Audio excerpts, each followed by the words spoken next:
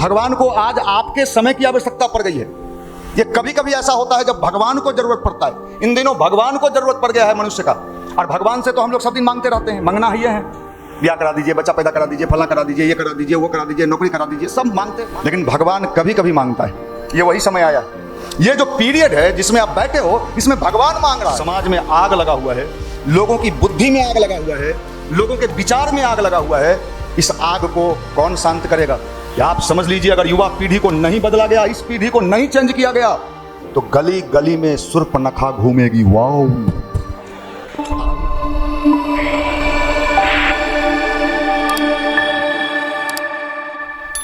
हम सब लोग बहुत कम संख्या में जब कभी थे तो हम लोग गाना गाते थे, गली गली में हम जाएंगे, लोगों को अच्छा बनाएंगे।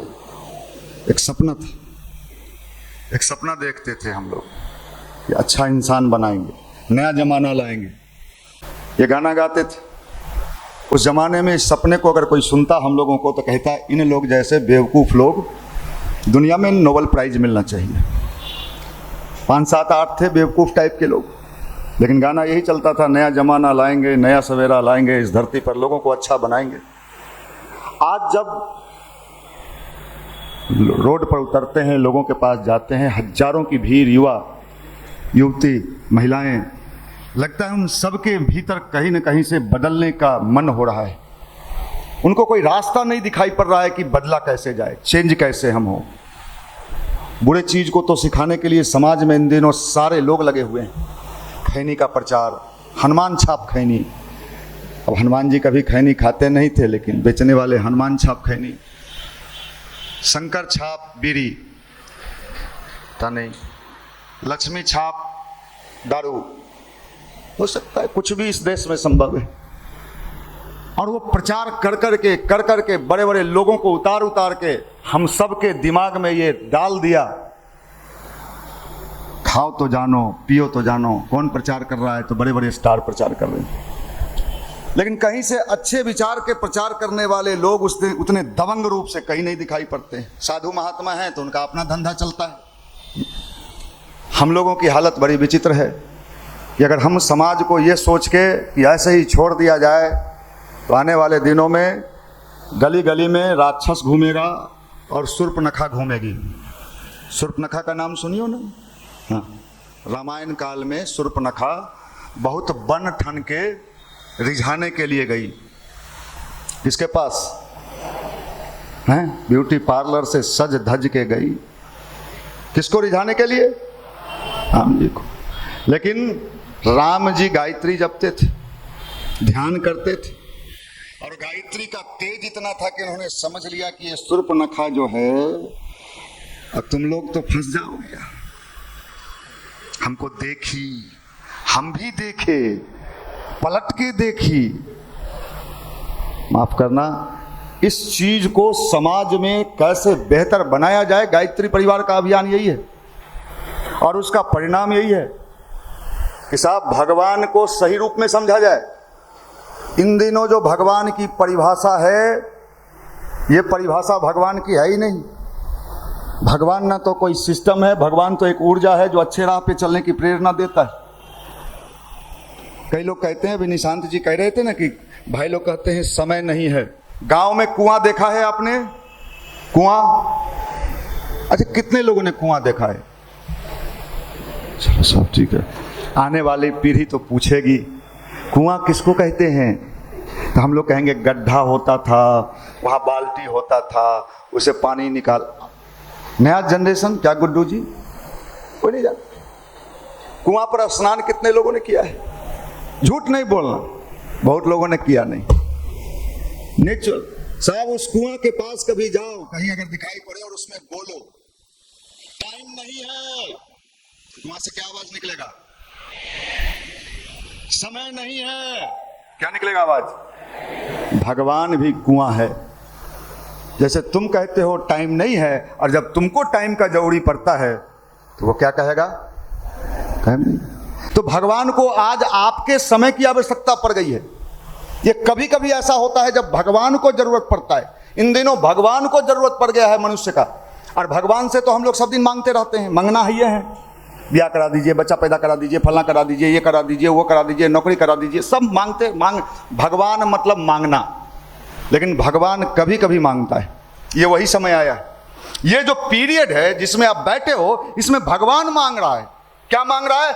वो कह रहा भाई समय लाओ, कितना घंटा, 2 घंटा, क्या करिएगा मेरा समय लेके? तेरा समय लेके हम जो समाज में आग लगा हुआ है, लोगों की बुद्धि में आग लगा हुआ है, लोगों के विचार में आग लगा हुआ है, इस आग को कौन शांत करेगा? ये जो समय दान दे रहे हैं भाई, युवा को अच्छे बनाने का भी जो काम हो रहा है, ये भगवान का काम हो रहा है। और भगवान जब मांगता है, कोई दे देता है तो निहाल हो जाता है। हम लोगों ने दिया भाई, हमने दिया, रिस्क लिया भाई। कंपनी में भी कभी कभी शेयर मार्केट में पैसा लगाने में रिस्क होता है। आप लोग तो सट्टा भी खेलते होंगे, क्रिकेट मैच जब चलता है, क्या भाई? हाँ, आइडिया होगा आप लोगों को। तो सट्टा लगता है, लेकिन सट्टा में हारने का चांस रहता है, लगाए कहीं डूब गया।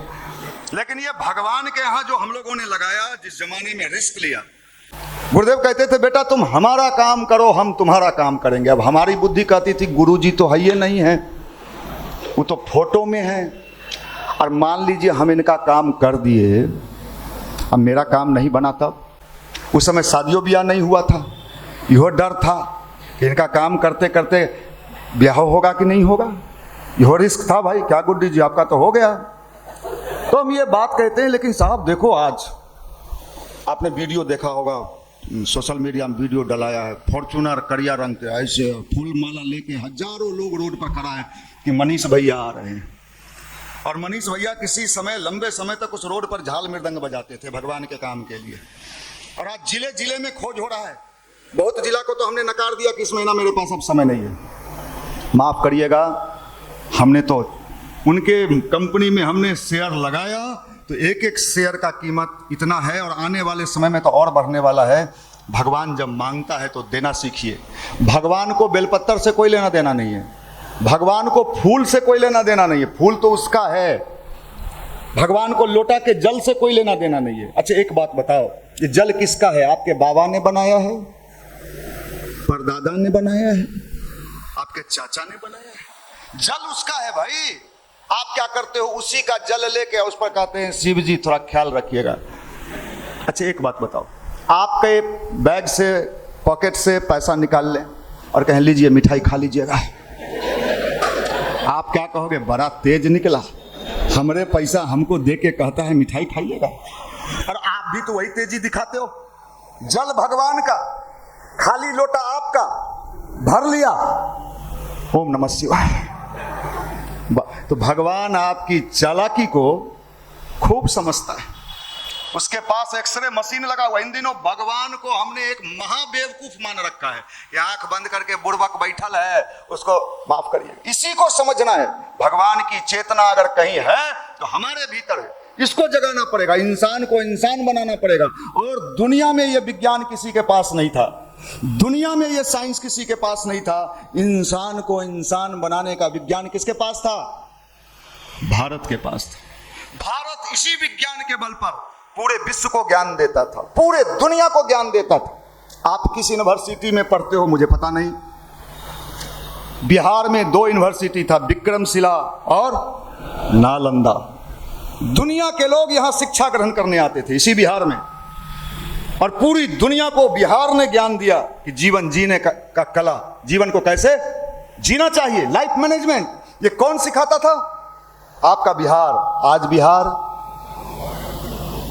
नौकरी में ढुकेंगे, ढुकिए। ये पावर था हमारा, ये शक्ति था हमारा, और यही अध्यात्म था, यही भगवान की चीज है। भगवान जब मांगता है तो देने में कोताही मत करिए। क्या करें भैया, हम तो चाहे थे समय दान देना, लेकिन नहीं दे पाए। 3 दिन के बाद साइकिल से जा रहे थे, टांग टूट गया भैया, लटकाए हुए कहा रस्सी बांध के रखिया 3 महीना। 2 घंटा समय मांगे तो नहीं दिया, और 3 महीना टांग जब लटकाना पड़ेगा तब कहेगा ओम भूर्भुवः स्वः, ओम भूर्भुवः स्वः, ओम भूर्भुवः स्वः। भाई काहे घबराता? सीधे उंगली से जब घी नहीं निकलता है तो लोग क्या करते हैं?